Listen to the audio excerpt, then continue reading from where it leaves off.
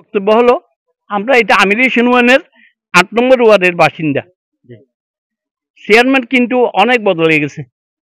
সরওয়ার সাহেব, মহিউদ্দিন সাহেব, সুলাইমান সাহেব, এই হানিফ সাহেব অনেক চলে গেছে, কিন্তু আমাদের কাছে শুধু আশার বাণী দিয়েছে।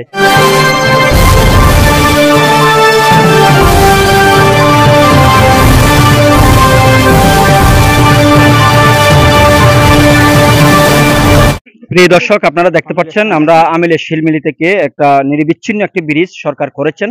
এটা আসলে এই ব্রিজের সুফলটা কিন্তু জনগণ পাচ্ছে না।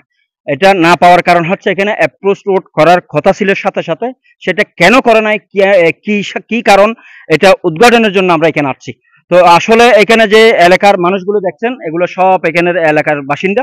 তো আসলে ওই পাশে যারা ছিল পূর্ব গাটিয়াডাঙ্গা নলুয়াতে পড়ছে, তারাও কিন্তু আমাদের একই অভিযোগ করেছেন। অর্থাৎ এখানে রোডটা, এই ব্রিজটা প্রায় ৮ বছর অতিবাহিত হওয়ার পরও অ্যাপ্রোচ রোড না দেওয়ার কারণে জনগণ এবং গাড়ি চলাচল করতে পারতেছে না। তাহলে সরকার এত টাকা খরচ করে এত সুন্দর একটা ব্রিজ কেন করলো? সংশ্লিষ্ট দপ্তরের কাছে এটাই আমাদের প্রশ্ন। প্রিয় দর্শক, এখন নিয়ে যাচ্ছি এলাকার আমার প্রিয় মুরব্বী। তো আঙ্কেল, আসলে এই রোডটা আজকে কতদিন যাবত এই রাস্তা, এই ব্রিজটা পড়ে আছে, একটু বলবেন আমাদের? এই ব্রিজটা পড়ে আছে প্রায় ৮ বছর হলো। জি। ১৯৯৯ সালে ব্রিজটি প্রতিষ্ঠিত আরম্ভ হওয়ার পর চিন্তা বের করে ব্রিজটা সমাপ্ত হয়। আজকে ৮ বছর অতিবাহিত হলো। এই ব্রিজটা প্রথম যিনি এই ভিত্তিপ্রস্তর স্থাপন করতেন তার নামটা কি? ভিত্তিপ্রস্তর উনি হলেন ১৯৯৬ লাস্ট প্রাডে, ৯৯ এর মধ্যে লাস্ট প্রাডে শেখ হাসিনা সরকার যাওয়ার সাথে সাথে কিন্তু এই ব্রিজটা কিন্তু হয়। শেখ হাসিনা সরকারে কিন্তু ব্রিজটা অর্ডার করে গেছে ১৯৯৬ যে ক্ষমতায় আসার পরে। লাস্ট প্রাডে যাওয়ার সময়, উনি ক্ষমতা চলে যাওয়ার সময় এই ব্রিজটা উনি করে যায়। আচ্ছা, এখন আমাদের প্রশ্ন হচ্ছে এই ব্রিজটা আজকে ৮-১০ বছর যাবত কাজ শেষ হয়ে পড়ে আছে। তাহলে এখানে আপনাদের চেয়ারম্যান আছেন, এলাকার এমপি আছেন এবং এলাকার স্থানীয় নেতারা আছেন, তারা এইটা পদক্ষেপ না নেওয়ার কারণটা কি? সেটা আমরা বলতে পারবো না। আমার কাছে অনেক মনে হয় আমি ১০০টার মতন বিরুদ্ধে আমি এটা আপনার এই প্রসিড দিয়েছি, কোনো কিন্তু সফল হয়নি।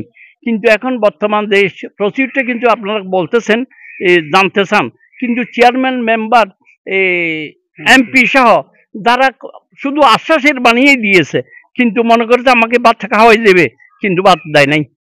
প্রিয় দর্শক, এখানে টোটালি কথা হচ্ছে এখানে মানে গুরুত্বপূর্ণ সড়কটি কাঞ্চনা ফুলতলা থেকে এই সড়ক দিয়ে সরাসরি মানুষ কেরানীহাট পর্যন্ত যাইতে পারবে, মৌলবীর দোকান যেতে পারবে, ২০০০ যেতে পারবে।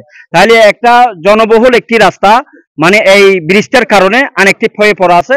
তো আসলে সংশ্লিষ্ট দপ্তরকে আমরা অনুরোধ করবো এখানে এলাকাবাসীর যে দাবি, এই দাবিটা যাতে সহজেই আপনারা মানে পরিপূর্ণ করে কাজটা করেন। এই রোডটার, এই যে ব্রিজটার যদি আপনারা চলাচল করতে পারেন তাহলে আপনাদের কতটুকু উপকার হবে? আমাদের সবচেয়ে বেশি উপকার হবে রোগী যারা আছে। মেইন সমস্যা হলো এটা যে অনেক রোগী মারা যায়। আচ্ছা, এটা কি আপনারা রোডটা কি মানে রাস্তা, এই ব্রিজটার অ্যাপ্রোচ কাজটা কি আপনারা হতে চান?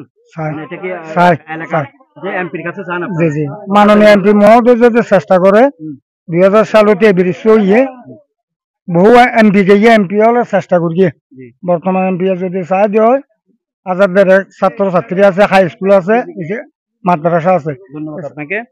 প্রিয় ভাই, এই যে এখন বর্তমানে পরিত্যক্ত অবস্থায় আপনাদের রাস্তা, ব্রিজটা পড়ে আছে, এটা কি আপনারা কাজটা সম্পূর্ণ কি চান আপনারা? জি জি জি, স্থানীয় সরকার বা এমপির কাছে আপনারা এটা চান? এমপির কাছে আমরা রাস্তাটা চাই। হ্যাঁ, ঠিক আছে, ধন্যবাদ আপনাদের।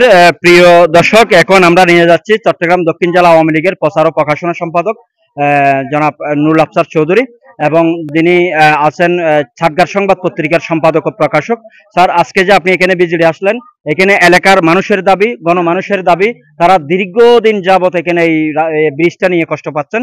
তো আসলে এটা পরিত্রাণের জন্য এখন বর্তমান যে সংশ্লিষ্ট নেতাকর্মীরা আছেন এবং এমপি আছেন, তাদের করণীয় কি? আসসালামু আলাইকুম। আপনারা জানেন এই সাতকানিয়া উপজেলার আমিলেশ এবং নলুয়া ইউনিয়নের মধ্যবর্তী ডলুখালের উপর প্রায় ৫ কোটি টাকার উপরে ব্যয়ে নির্মিত ব্রিজটি ৮ বছর হয়েছে, কিন্তু দুই পাশে সংযোগ সড়ক অ্যাপ্রোচ রোড না হওয়ার কারণে এটা সুফল জনগণ পাচ্ছে না। মাননীয় প্রধানমন্ত্রী বলেছেন গ্রাম হবে শহর, তারও অংশ হিসেবে এই গ্রামে এই ব্রিজ হয়েছে। কিন্তু সুফল পাওয়ার জন্য আপনার স্থানীয় সরকার মন্ত্রণালয়, সড়ক ও জনপথ মন্ত্রণালয়, একটি মন্ত্রণালয় অপর মন্ত্রণালয়কে দোষারোপ করে, কিন্তু কাজ হওয়ার বেলায় কি হচ্ছে না। তাই বর্তমান এমপি কাছে আমাদের এলাকাবাসীর পক্ষ থেকে অনুরোধ, আকুল আবেদন, উনি যাতে সশরীরে এসে বৃষ্টি দেখে, এই বৃষ্টি দ্রুততম সময়ের ভিত্তিতে ওনার ডিও নিয়ে উনি প্রয়োজনে আমাদেরকে যদি কাজে লাগান, আমরা মন্ত্রণালয়ে গিয়ে যোগাযোগ করে যাতে এই কাজটি দ্রুত হয় সেই জন্য। প্রিয় দর্শক, এখানে আমরা আসলে যেটা জানতে পারছি, এখানে এলাকার মানুষের দাবি হচ্ছে, অর্থাৎ বর্তমানে যিনি স্থানীয় এমপি আছেন, অর্থাৎ উনি চাইলে এই কাজটা করা কোনো ব্যাপার না। তো এখন এলাকার সকল মানুষের অধীনের পূর্ব গাঠিয়ারাঙ্গার তারাও কিন্তু দাবি করছেন, এই যে এখন বর্তমানে হিলমিলিত এখানে যারা আছেন তারাও দাবি করছেন বর্তমান এমপির কাছে, অর্থাৎ যেহেতু উনি বর্তমানে এমপির দায়িত্বে আছেন, একজন এমপি মানে একটি এলাকার উনি প্রধানমন্ত্রী, সেটাই এলাকার মানুষ মনে করেন। তাহলে আপনি স্বচক্ষে দেখে এইটা যাতে মানুষের চলাচলের উপযোগী হয় সেইভাবে ব্যবস্থা নেওয়ার জন্য